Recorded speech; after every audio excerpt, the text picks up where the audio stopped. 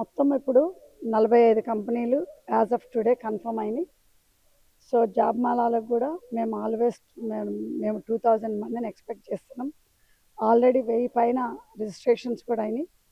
So ఇంకా చాలా walk-ins ఉంటాయి, ఎందుకంటే మన గ్రామాల్లో చాలామందికి అవేర్నెస్ లేదు మన ఆన్లైన్లో అప్లై చేసుకోవాలని. అదేవిధంగా డిగ్రీ పైన వాళ్ళు అప్లై చేసుకున్నారు, కానీ చాలామంది 10 దగ్గర నుంచి క్వాలిఫికేషన్స్ 10th క్లాస్ నుంచి ఉన్నది.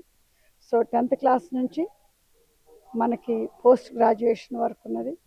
సో రేపు హైదరాబాద్ నుంచి ఆల్రెడీ మాకు టీం వచ్చింది మార్నింగ్. సో టీం ఆల్రెడీ టెక్నికల్గా లాస్ట్ 2 months నుంచి కూడా హైదరాబాద్లో చేస్తూ ఉన్నారు. సో ఈరోజు మన ఇంప్లిమెంటేషన్ కూడా హైదరాబాద్ నుంచి ఒక 12 మంది టీం రావటం జరిగింది.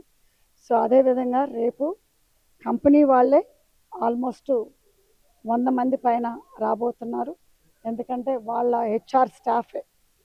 కంపెనీస్ 45 కంపెనీస్ కానీ, బట్ హెచ్ఆర్ స్టాఫ్ 100 పైన ఆల్రెడీ రేపు మార్నింగ్ బయలుదేరి రాబోతున్నారు. సో ఇదొక mega job Mela. So IT industry వస్తుంది, అదేవిధంగా మనకి రీటైల్ ఇండస్ట్రీ అంటే మీరు ఐటీ ఇండస్ట్రీ అంటే already software and hardware and also new technology, ఏది మన ఆర్టిఫిషియల్ ఇంటెలిజెన్స్. మళ్ళీ అదే కాకుండా మనకి నాన్ ఐటీ జాబ్స్ కూడా ఇప్పుడు హోటల్ ఇండస్ట్రీ కానీ, హాస్పిటాలిటీ ఇండస్ట్రీ కానీ, అంటే ఇప్పుడు రెస్టారెంట్లో జాబులు చేసే వాళ్ళకి మన హోటల్స్లో జాబులు చేసే వాళ్ళకి హాస్పిటాలిటీ అంటే మన హోటల్స్ అక్కడ. సో అదేవిధంగా మళ్ళీ రీటైల్ అంటే మన స్టోర్లో ఎక్కడైనా మన కిరాణా కొట్టు కావచ్చు, బట్టల కొట్టు కావచ్చు, అక్కడ పనిచేసే జాబ్స్ కూడా ఉన్నాయి. సో ఇదంతా కూడా 10th through మన మాస్టర్స్ డిగ్రీ చేసిన వాళ్ళ వరకు. మన నియోజకవర్గంలో ముఖ్యంగా 10th నుంచి డిగ్రీ చేసిన వాళ్ళే చాలామంది ఉన్నారు, ఎందుకంటే మేము పాపులేషన్ కూడా తెప్పించాము. అంటే మనకి ఎంతమంది స్టూడెంట్స్ ఉన్నారో మన ఈ లెంత్లో. సో అట్లానే మనకి 10th నుంచి డిగ్రీ చేసిన వాళ్ళ పాపులేషన్ ఎక్కువ ఉండటం వల్ల వాళ్ళను కూడా, అంటే యూజువల్గా మీరు ఎక్కడైనా చూడండి జాబ్ మేళాలు పెడితే ఐటీ కంపెనీసే వస్తాయి. సో అది మేము రిపోర్ట్ తెప్పించాను కాబట్టి దానికి తగ్గట్టే మేము రీటైల్, హాస్పిటాలిటీ, రెస్టారెంట్ బిజినెస్ కూడా ఇవన్నీ కూడా ఇన్వాల్వ్ చేస్తాం.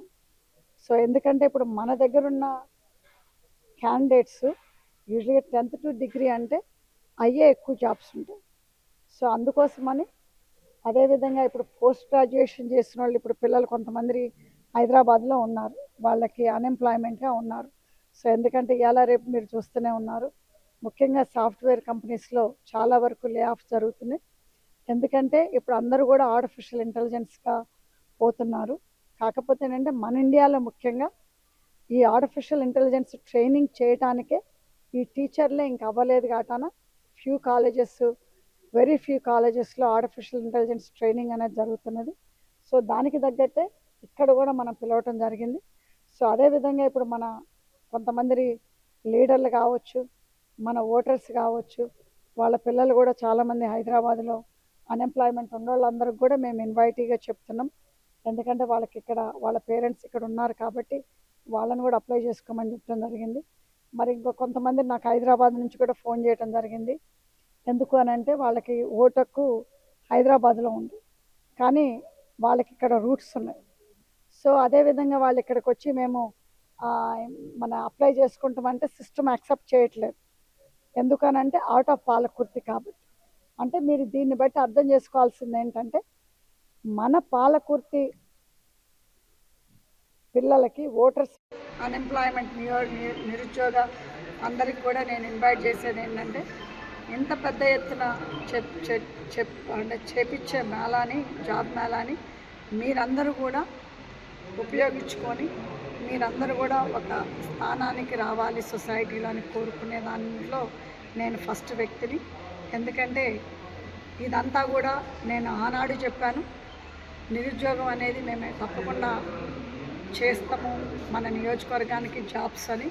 సో అదేవిధంగా ఈరోజు నేను ఇచ్చిన మాటని నిలబెట్టుకుంటున్నా.